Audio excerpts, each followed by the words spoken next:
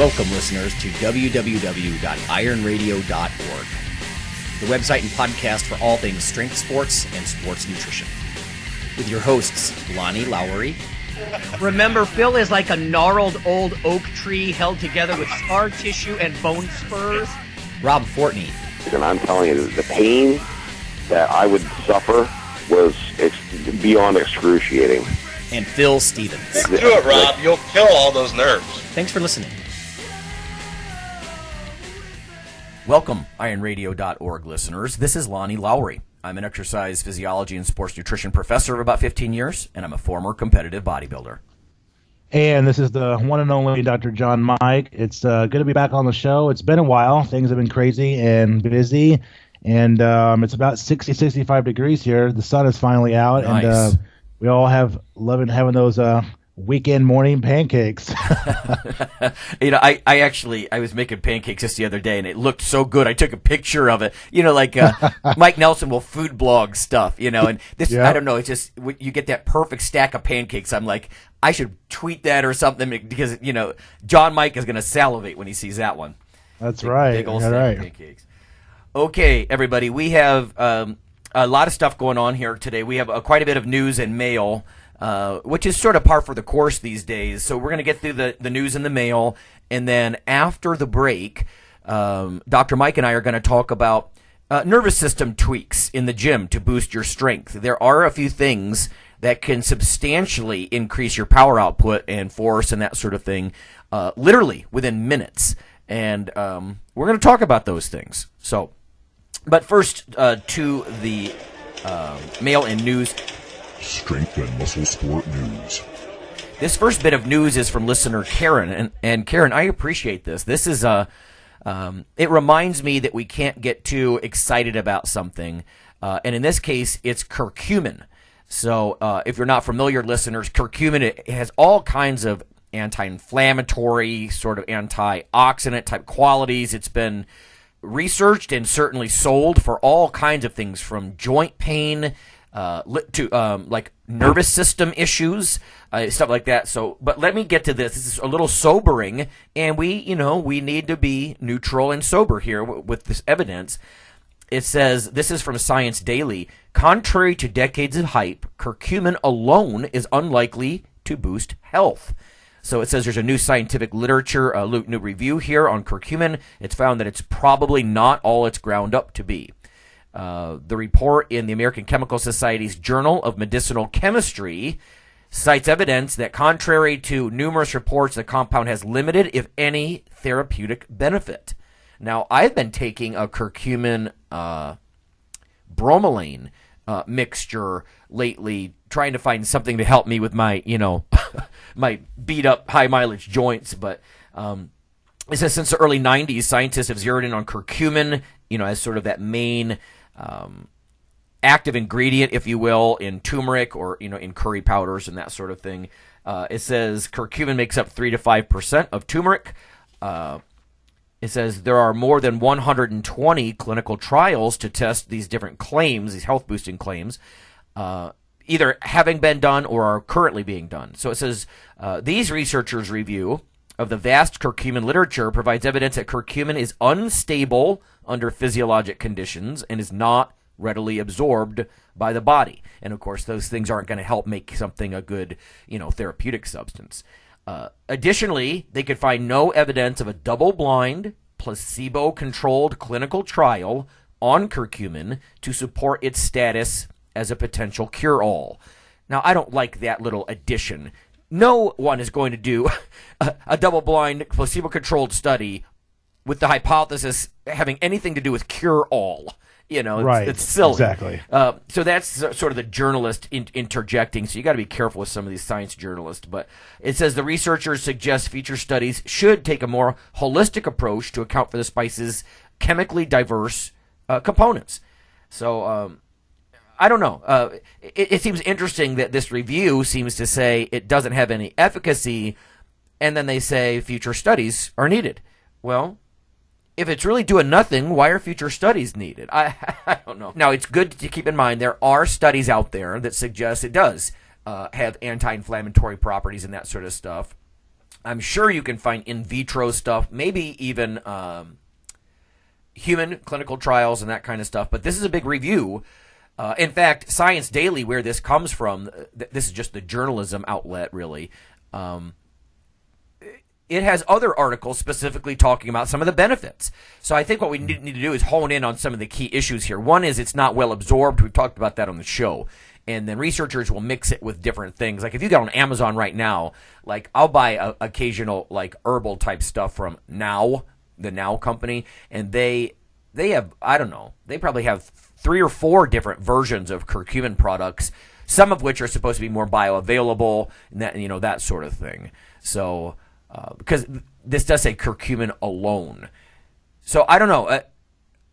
I guess what I'm saying to listeners, don't get too excited about the whole, turmeric curcumin stuff. I do think it still holds promise. I can tell you there are a few things that I've been exposed to over the last 10 or 20 years from a science perspective that seems to repeatedly have at least some beneficial, evidence behind it. So, but this review said it's not enough. So, stay tuned, I guess, when it comes to the curcumin thing. And like I said, of course, it's been on the market for ages. But the next one, and I apologize, everybody, if I sound like I'm holding my nose because I have a kind of a cold here, but this one made me raise an eyebrow. I'm like, well, okay, what is this? New urine test quickly detects whether a person has a healthy diet. Now, the first thing I want to do, and I know you're thinking this, John, is like define healthy, please. Right. So I got this through Tech Networks. This is spanking new this month. The original story was from Imperial College London, but basically it says scientists have developed a urine test that measures the health of a person's diet. The 5-minute test measures biological markers in urine created by the breakdown of foods such as red meat, chicken, fish, and fruits and vegetables.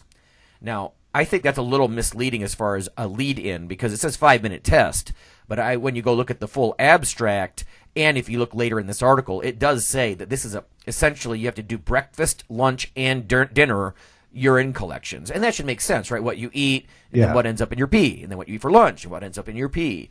And it's kind of really convenient too. It's like you got to do that 3 times a day or 4 times a day, and I've done 24-hour urine collections before for nitrogen balance studies or for kidney function tests, and I can tell you, chasing subjects can be very painful because they're like, "Oh, I forgot and I peed in the toilet." I'm like, "You should have left the container on the lid of the toilet," Right.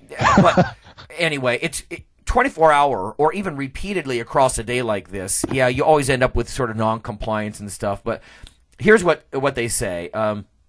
Professor Gary Frost, who's one of the authors on the study, says a major weakness in all nutrition and diet studies is that we have no true measure of what people eat. We rely on people keeping basically diet logs, but studies suggest up to 60% of people misreport on diet logs. And there is some truth to this, everybody, right? It's someone will underreport on a diet log, or I've actually worked with some, heavy lifter type guys. I think, frankly, they overreport.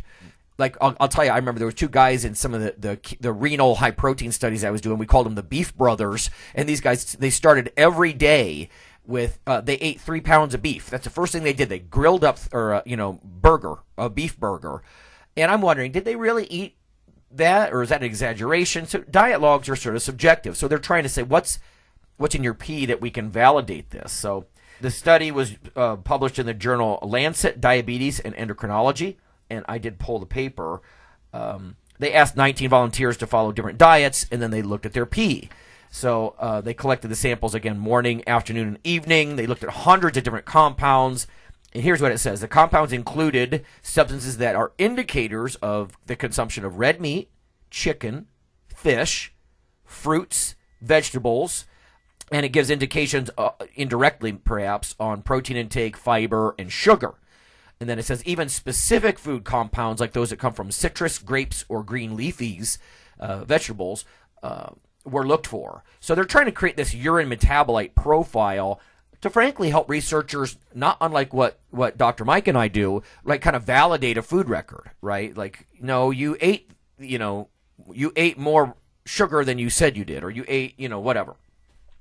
It says Dr. Isabel Garcia Perez, one of the authors, explained that we need to develop the test further so we can monitor the diet based on a single urine sample, as well as to increase the sensitivity. And then let me just go to the study itself here from the National Library of Medicine. The study is called Objective Assessment of Dietary Patterns by Use of Metabolic Phenotyping, a randomized controlled crossover trial. So in the actual study from the actual researchers that didn't go through the journalism filter, it basically says metabolic profiling allows simultaneous measurement of hundreds of metabolites in the urine, the concentrations of which can be affected by food intake. So they talked about the healthy volunteers aged 21 to 65. So I like essentially what they did. Not only did they looked at this profile of what people ate, but then they went and they tried to like validate it and identify diets with it. Like if they categorize you in a certain healthy diet, which they used World Health Organization guidelines, if they put you in a certain category, like this guy's a healthy diet consumer, lean meats, lots of fruits and vegetables, whatever. Then they went and they saw in a blinded way, can we identify people? Like all we've got is their pee.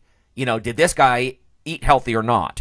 And apparently they can. So, they first got the known diets, urine output, and then they tried to take that same profile and identify how people ate, and then they were able to accurately basically identify people that were on their quote-unquote healthy diets. Now, what they did, actually, when you get to the paper is, they took a urine sample between 9 a.m. and noon, another one in the afternoon, another one overnight, and then they pooled. So essentially this is a pooled 24-hour urine sample, and they used NMR spectroscopy to look at it. So the interpretation from the authors themselves, again, Garcia Perez is the first author, urinary metabolite models developed in a highly controlled environment can classify groups of free-living people into consumers of diets that are associated with either lower or higher disease risk, non-communicable disease risk, on the basis of multivariate metabolite patterns. This approach enables objective monitoring of dietary patterns in the population and enhances the validity of dietary reporting. So if they can make this convenient, I'm all about it, because I use diet logs myself, and I know. Yeah, I use a diet. Yeah, we've used accurate. Diet logs before with students, and one of our graduate students now is actually going to just use one for more kind of like descriptive purposes for some of their studies. But I used one in my dissertation. We actually used MyFitnessPal, and I mean, food logs and dietary logs and compliance can be difficult, especially when you have to put all the details and the nutritional information in there. But I mean, Lana, as well as I do, I mean, you can get even just from a pure hydration status, you can get a pretty good indicator of hydration status just based off like urine color chart. And if you want to be a little bit more accurate, you can use urine specific refractometer for example. So Sure, yeah. I remember in the past, and maybe some people even still say this, some people think like if your urine color is like, bright yellow or dark yellow, like you have too much sugar in your body. And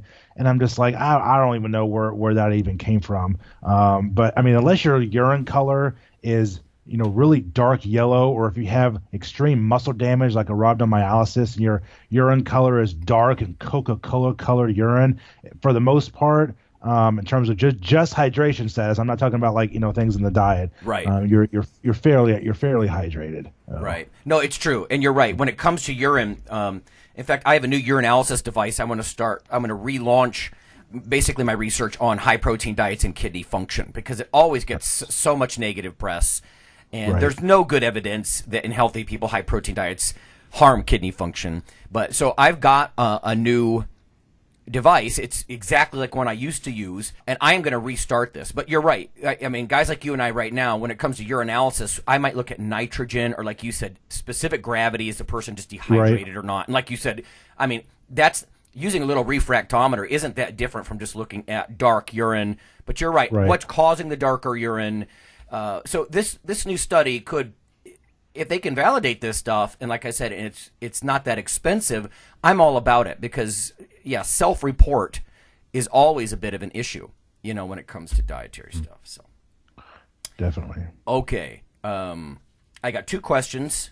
this first one is nutritional, and the second one is training. So this first one's from Peter. So thanks, Peter. He says, "Hi, Dr. Lowery. I'm a longtime listener of Iron Radio, and I thought if anyone could answer my question, or knew who could, it would be you.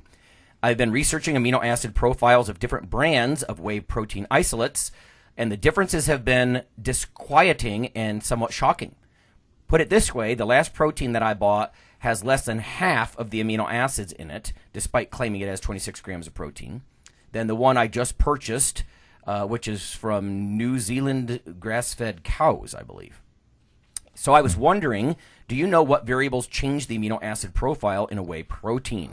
Is it the extraction process, or does it start with the breed of cow and the feed? On a performance level, what exactly would we be looking for when it comes to the amino acid profile in a scoop of whey? I have a strong feeling that despite all protein brands putting their amino acid profiles on the label, no one actually reads or understands what's on it. Thanks for all the great content on Iron Radio and your no BS approach to the field. Kind regards, Pete." This is a tough question, Pete, and I think you've actually answered yourself. I cannot speak definitively on this. I would actually point you to Justin Straight, who we had on the show not that long ago. Justin, he's got a degree in exercise physiology. He's got a solid background of coursework, and he works at a huge protein company. So I'll try to fire him an email and see what he thinks. But in short, I bet it does have a little bit of something to do with the extraction process. It probably has to do with the breed of cow. We mentioned just, I think last week or the week before, about they're trying to identify the A2 casein in cows, like cows that produce it. So it might have to do with that, or the diet of the cow. All of these things could potentially have an effect, but you would think that whey protein has a fairly generic standard profile. You know, that, for example, whey protein should be very rich in the amino acid leucine. That's one of the things that makes whey superior when it comes to things like tissue building and post-workout protein synthesis and, you know, stuff like that. So I guess as a general tip, because this is the best I can do right now, Peter, but is be careful, like if you can get an idea either of a trusted brand or something from the literature, like the food technologists, of what profile a generic whey looks like, you know, the kind of whey that's tested in the literature, see how things vary from that. Like I said, leucine should be one that jumps out at you. I would also be wary if you see an amino acid that's in huge concentrations compared to everything else, they might be nitrogen spiking it. And I think you know what I mean, Pete, but it's essentially they'll overstuff a cheap amino acid in there, so then they can make that 20-gram dose on the label, you know, on the nutrition facts panel or supplement facts panel, but it's really just one cheap amino acid, and there's very little other, you know, amino acids in there that should be in whey. Now, some amino acids are going to be much more common in higher amounts than others, and that's why, like, I think you're onto this, Pete. You just got to look at that profile. So I will check in with Justin, like I said, on the extraction or, you know, the breed of cow. Like, how do they address it at the corporation he works with? But it is true. People don't look at that amino acid profile. And I admit, other than maybe leucine, sometimes I'll look at glutamine. Glutamine's very common. But I'll take a look at the leucine content, or maybe the isoleucine, leucine, and valine, right, the 3 branch chains. But other than that, yeah, I think you're on the right track here. It could be anything from the processing to the breed of cow or what they fed the cow that might have an impact on that. But you wouldn't think, from bottle to bottle, from can to can, that there'd be huge variations in that profile. I mean, on some level, whey should have an operational definition, right? Like when we say whey, we mean this, you know, meaning a certain profile. So I will check into that, and that is disturbing what you said. And I'll tell you, I've seen a lot of this kind of stuff too in bars and in powders. You know, the idea of the nitrogen spiking, or sometimes they'll even try to cover their asses and say, "Oh, look, it's got protein powder with added creatine." I'm like, well, are you just jacking up the nitrogen number then? Because I'm not consuming my protein powder for creatine. So, all right, but on to the next one. This is from Matt. Matt says, Iron Radio. First off, I want to say how much I love the show. As an ecologist, I love hearing people actually use science to back up what they are broadcasting across the web. My first question is about adding in extra push-ups and pull-ups throughout the week to gain a little more muscle mass in my back and chest. I've always had a strong lower body, but have struggled to gain strength and size in my chest and my back. I haven't maxed in forever, so I don't know that currently, but I'm 27 years old. I'm 6'3". I weigh 225. Okay. He says my lifts are as follows: 5x5 squat at 345. He can do 5 sets of 5 in the dead with 435. 5 sets of 5 in the bench with 240. So Matt's strong. These are very good. I was wondering. This is his first one. If doing pull-ups and push-ups at home most nights would help my lifts, or if it would start to be detrimental by exhausting those muscles. What do you think, Dr. Mike? That's a good question. I mean, at first I would have to know like a little bit more information. How much volume upper body do you do in the gym, like with your assistance exercises? You say you bench and all that stuff, but what other volume assistance things that you do to kind of help increase your bench? Do you actually do push-ups and pull-ups on those same days? That would be some good information to really know.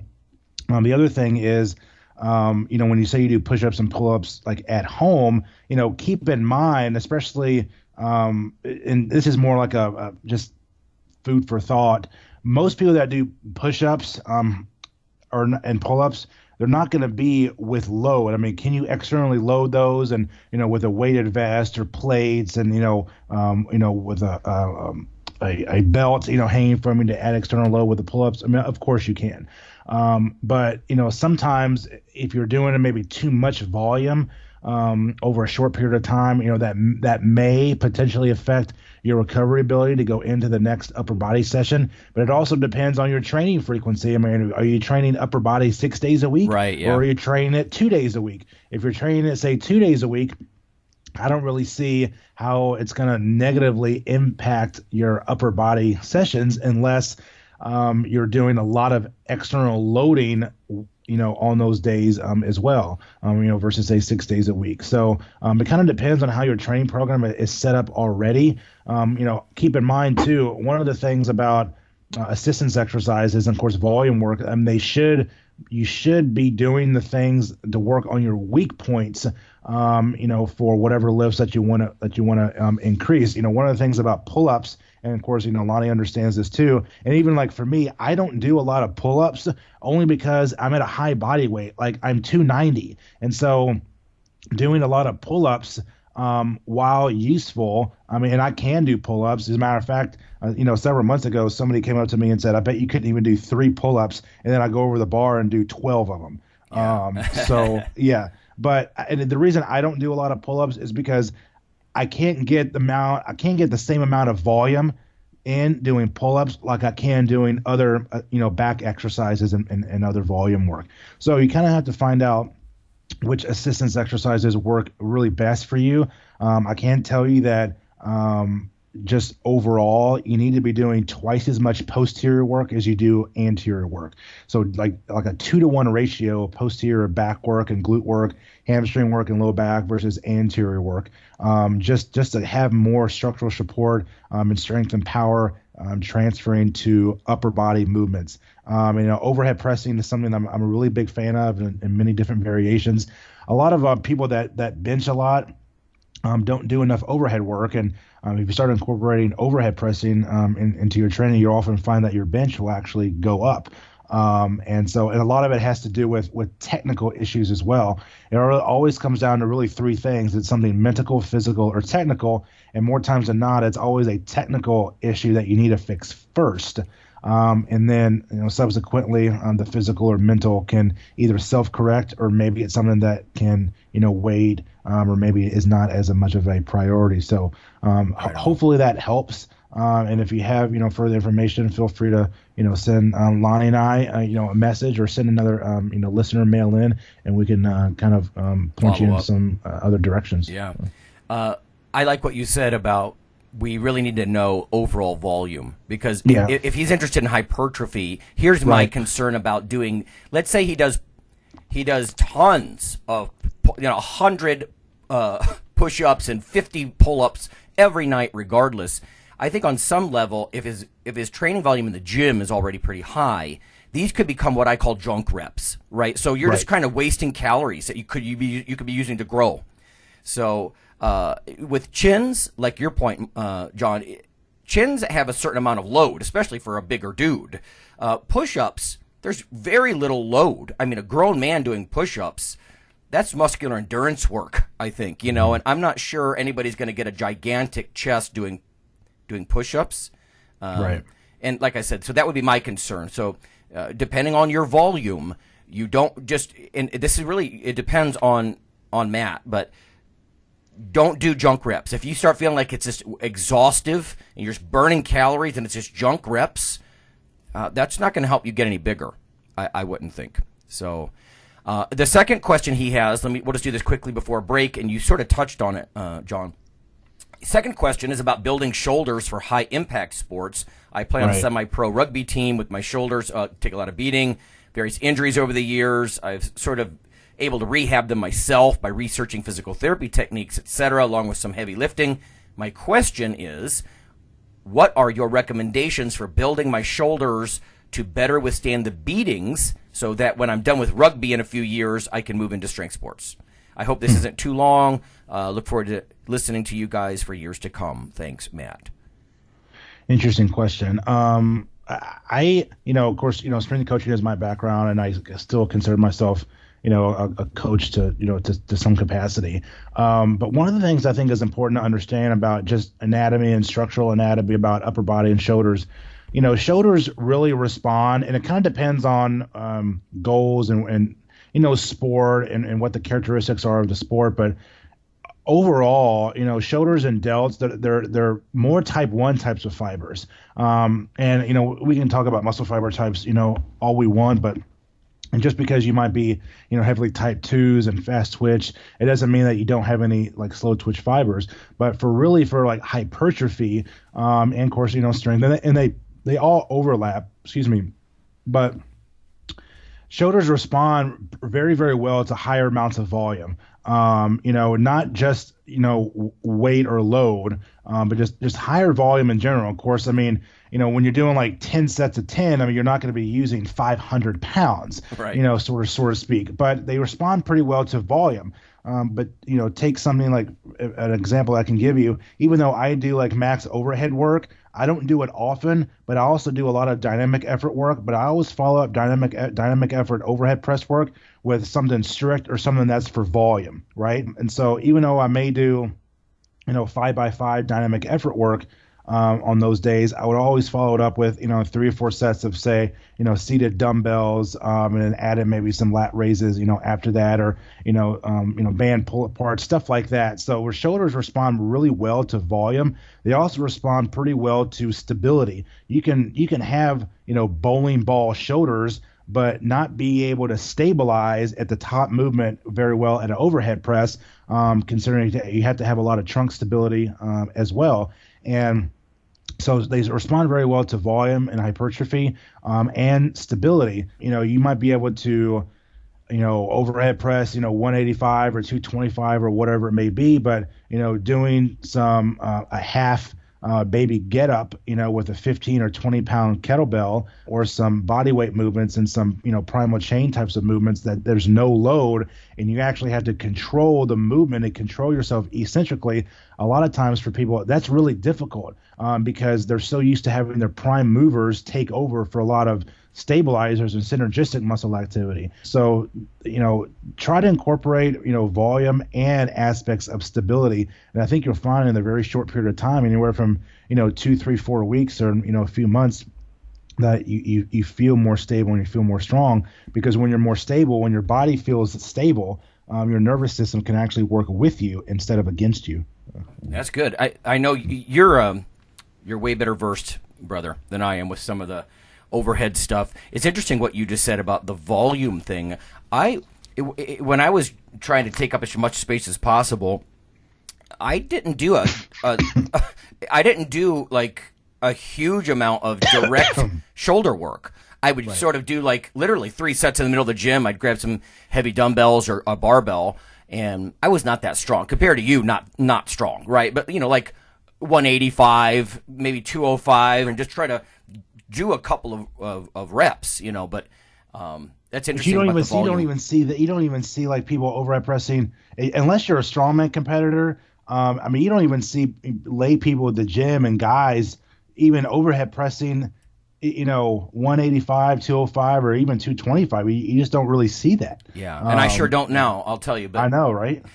it's interesting. I like what Pete's saying here about basically wanting to have enough mass that he can go on into strength sports. Because oftentimes when I think about shoulders, like my shoulders tend to grind a bit when I bench press. But he's not talking about, I don't think, so much within the joint. But I will say this: extra mass. There's a difference. You can look at someone. And I think you are sort of alluding to this, John, that like you can have some people with cappy bowling ball looking delts, and it's impressive physique wise, but they're not so much thick. They sort of have they don't have a lot of depth. And right. I'm very impressed with guys. Their the clavicular fibers of their pec and their shoulders, and it kind of bleeds into their traps and their rhomboids back, and they're really deep and thick. And that's something that heavier weights give you, in my opinion. Yeah, it does. And you also see a lot of kind of disproportional factors, too. It's like you might have like big bowling ball shoulders, but your chest development or upper chest development is kind of disproportional to it. Yeah. And it's like, people will they just train like too many mirror muscles and not enough back work. Totally. And Lonnie, I know you know this, and I've told other people this before, too. I have never seen somebody with a huge monster thick back and be weak. No. Yeah, I agree. Yeah. You know what I mean? It's do. you got a thick monster back. You're the overhead pressing a lot, or your deadlift is way over 600. Yeah. It's a difference between, the power bodybuilders and sort of the pretty boys, Right. Yeah, but some of these guys, like the Dorian Yates types, Branch Warren, guys are so thick. And those guys are pushing heavy loads. And I guess this is kind of, I think, what you're getting at. Matt said, as far as taking a beating, I've actually read stories in the past, and this is very anecdotal, but, sort of literally in muscle magazines, of pro bodybuilders that were in car wrecks or pro powerlifters, and their amount of muscle mass kind of saved their ass. There was a story, I can't remember who it was, I bet Phil knows. The guy tore the steering wheel off the column. He was in a huge wreck and walked away. Like, the wreck was so violent, the steering wheel breaks off, and this guy's so thick, that he just took the beating. There was another story I read in Muscle Mags years ago where a guy was thrown like 20 feet from his car. Holy shit. And he got up and walked away because he's just so thickly built. It's like wearing leather armor or something, Yeah. So those are kind of, crazy but kind of funny tales at the same time. No, right, exactly. And they're also kind of extreme too. But when you talk about like being like thick, I think a lot of people mistake. Well, so it means I got to be 250, 300 pounds, walking around all year long. No. Obviously genetics is a big factor too, but just having physical strength, right, just saves you in so many ways. And it's almost as like the closest thing to the fountain of youth that a lot of people will ever get to, Right, right on. Okay, well, there you go. That's the mail and the news. We're going to go to break. When we come back, we'll at least touch on a couple of nervous system tweaks. I'll tell everybody what's going on in my lab, and Dr. Mike can give us some input.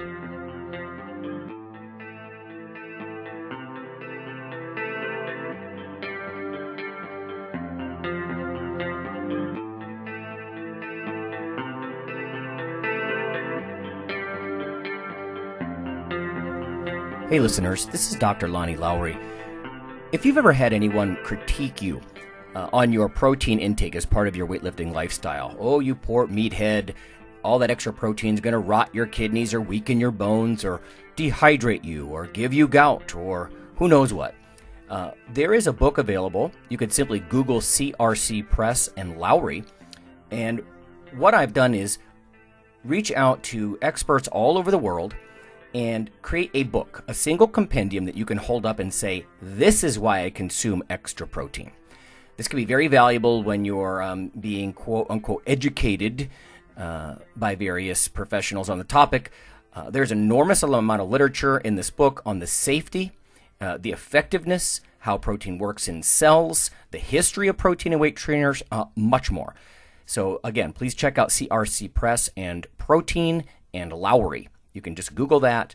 And I do, full disclosure, I do make a small single-digit royalty on the book, but that's not why I did it. I did it so we can all have something, our particular population, to both defend what we do and to inform our nutrition and our eating. Thanks.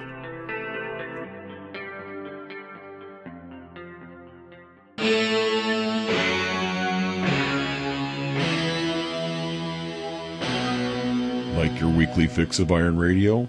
In addition to being a popular institute on iTunes, we are also on email. Simply go to www.ironradio.org and sign up for the voluntary email. You'll get a once per week email, no more. That's little more than the show notes and a link to the audio. So go for it.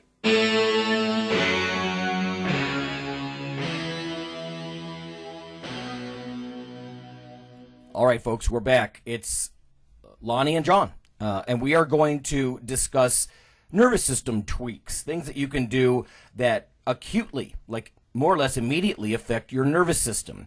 There are two that I want to touch on, and we've touched on these in different ways in the past. But just to kind of focus on this, especially getting some input from Dr. Mike here, one of them is PAP, post-activation potentiation. And there's a whole body of literature on this. Like, there's different ways to prime your nervous system so it's actually stronger, it's more explosive and that sort of thing. And when I've looked at the literature, I found studies suggesting that if you do something like, here's what we do. This is a very simple form of this. We would have people do something like vertical jumps on a mat, and then we'd have them push against an immovable bar.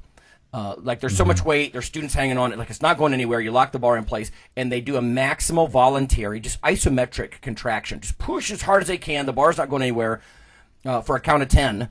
And then we get them back on the jumping pad, and they can jump higher. They have more flight time and jump height and stuff like that. So that's sort of a classic potentiation scenario, although there are other ones. I will say this. When it comes to trying to prime your nervous system and potentiate, there's a fine line between getting that priming effect and actually fatiguing, right? Like you wouldn't want to push against that immovable bar for 2 minutes straight, because then you're going to be fatigued and your right. subsequent performance will not be good.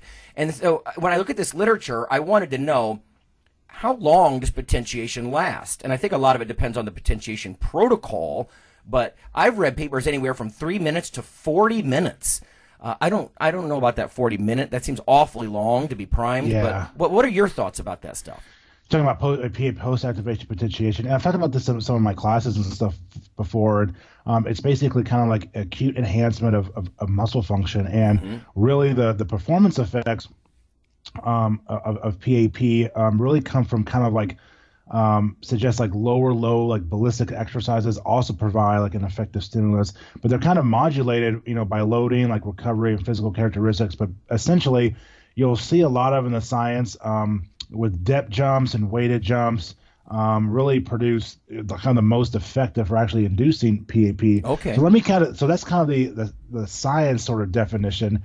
But like a practical training application would be, let's just say that you work up to some type of heavy load. It doesn't necessarily have to be like an all-out, max effort. But let's just say you work up to a heavier load, 90%, and maybe it's, overhead pressing for, 225 for, 1, 2, or 3 reps. So after the last heavier load set, you would rest anywhere from, especially with heavier loads, you got to rest, say 3 to 5 minutes.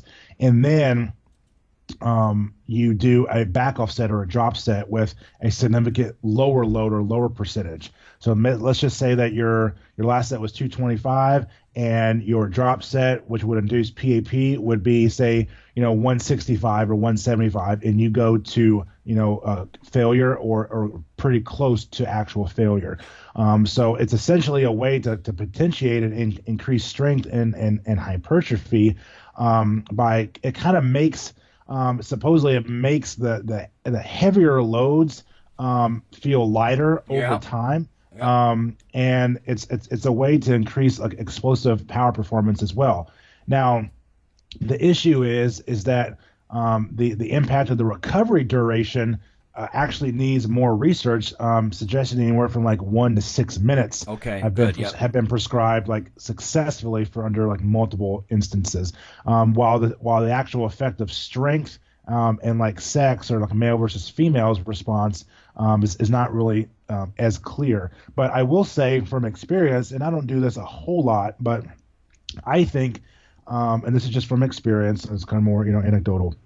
It's some exercises work a lot better than others when it comes to effects of PAP. I think it works really good on bench and overhead press, squat to some degree, and I don't think it works well for deadlifting, because you kind of have to think, when you're doing like a heavier deadlift load, by the time you get to the heavier set, I mean, you've already induced, some level of fatigue and nervous system kind of fatigue, and then you do a drop set or two of lower loads. The speed and explosiveness of those lighter loads is just not going to be there as much.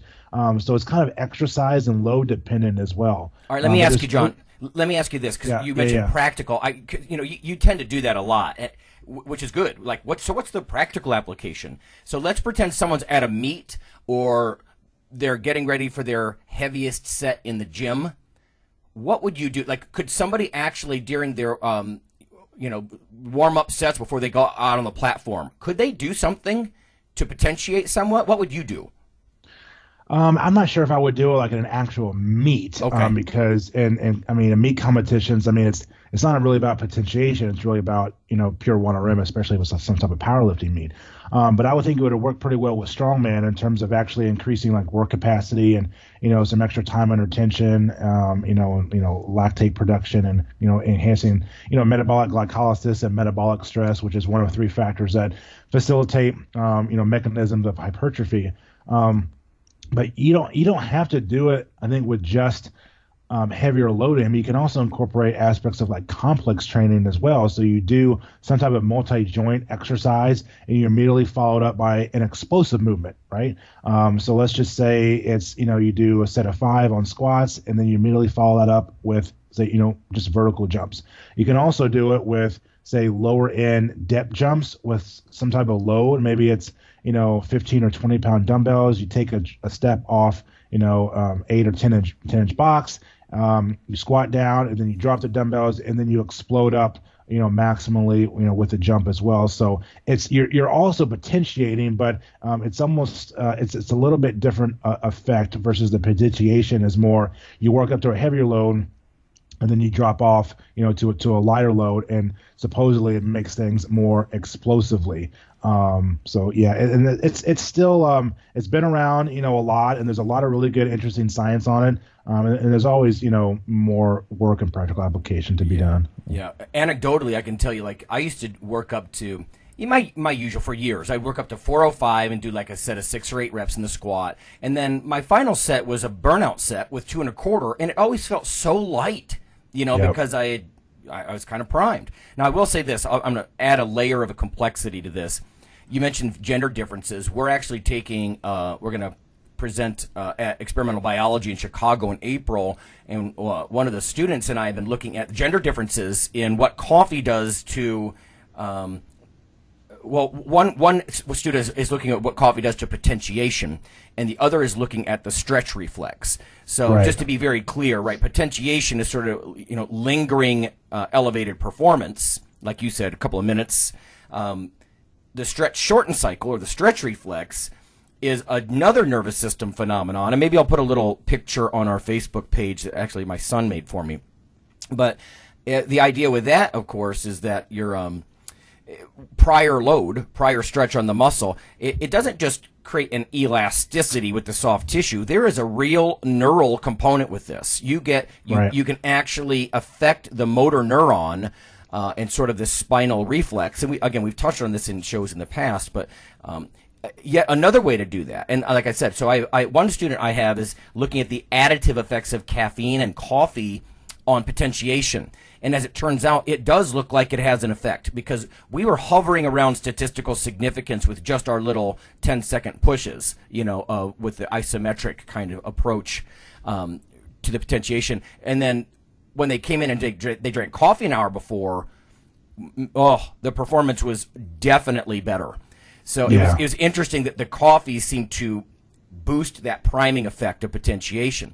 So, and again, not to confuse it, but then there's another phenomenon, nervous system, and again, like I was just saying, the stretch reflex, and I've got another student, she's looking at what happens to the stretch reflex in boys versus girls. We've already presented stuff before that you can enhance explosive, like bar velocity and power and stuff with submaximal loads when you combine coffee and prior stretch.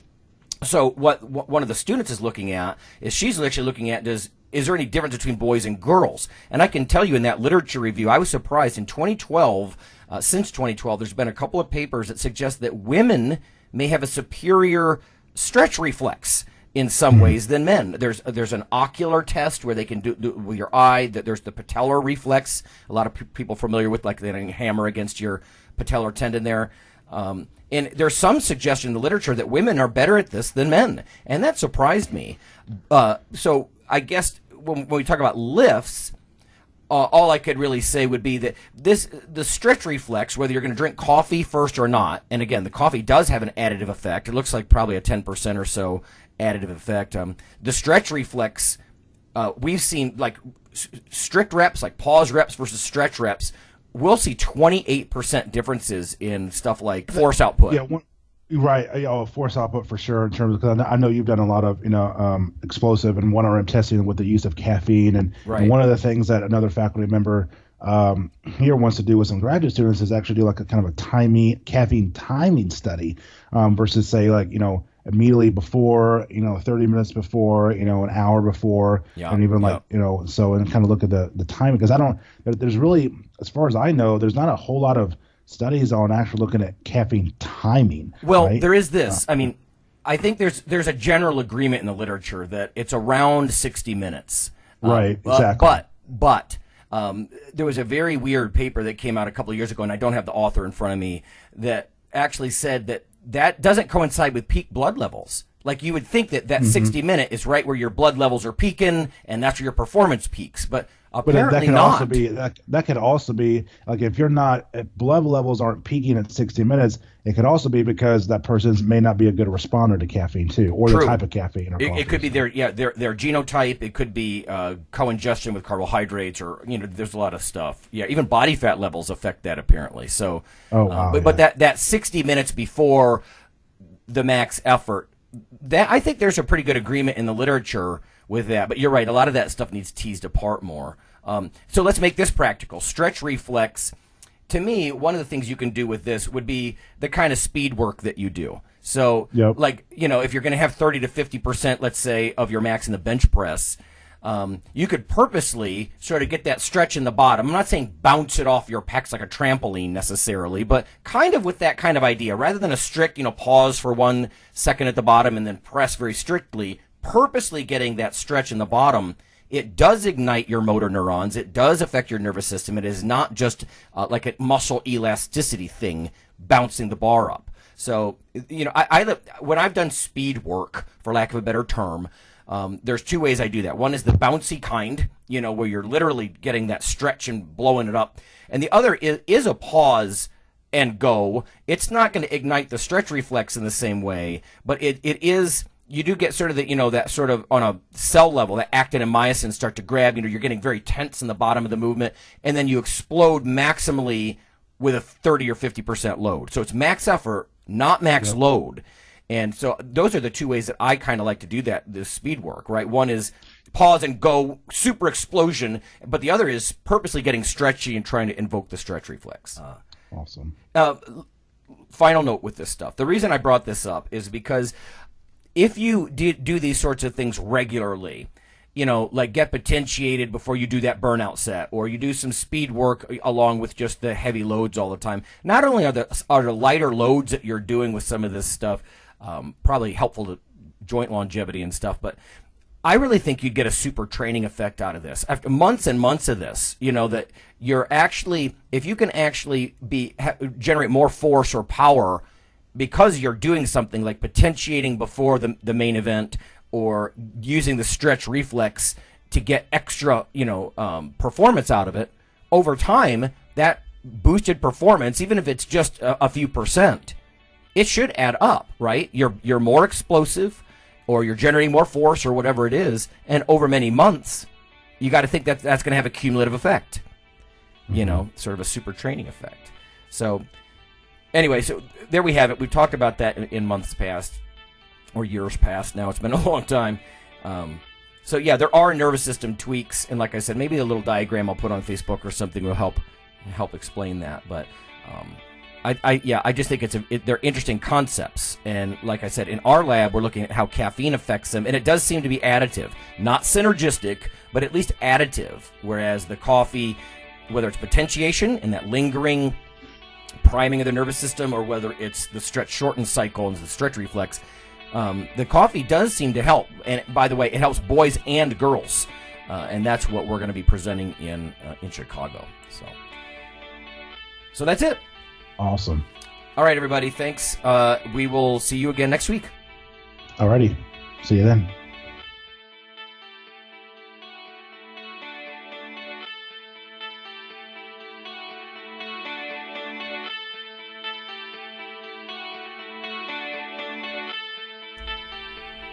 Hey, listeners. Have you seen the store at IronRadio.org? There are 3 halls in the store, one for Phil, one for Fortress, and one for myself, Dr. Lowery, and they're thematic. So you can go into our Halls of Iron store and choose based on your goal. If you need something to learn or read or something nutritional, you can look in my store, Lonnie's store. If you want something about injury prevention or competition, then take a look at Phil's Hall of Iron. And if you want something about motivation or daily training, Fortress's Hall has what you're looking for. There are some fun, heroic descriptors as you browse through the stores. We try to make it a little more fun than the average boring online store. And whether you're a novice lifter or someone more experienced, you can take heart that you're not wasting your time.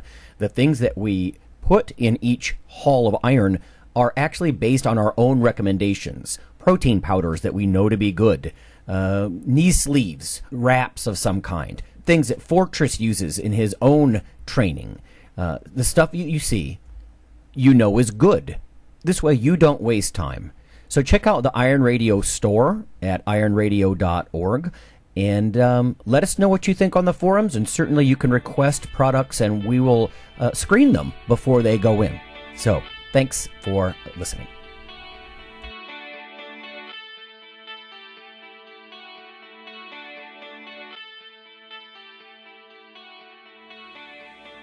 Iron Radio is accepting donations. If you like what we do, the professors, the scientists, the bodybuilding show promoters, the athletes themselves in powerlifting and bodybuilding, please consider making a donation or maybe buying something from the ironradio.org store. We also are accepting supporting members. So for $4 a month, which is frankly less than the bank sneaks out of your account in fees, you can step up and support a form of sort of public radio for the bodybuilding and powerlifting and strength community. The Iron Radio podcast and all of the audio on ironradio.org is for informational purposes only. If you're interested in starting a diet or exercise program, it's important to check with your physician. Also seek the help of registered dietitians, athletic trainers, and qualified exercise physiologists in order to make the progress that you need.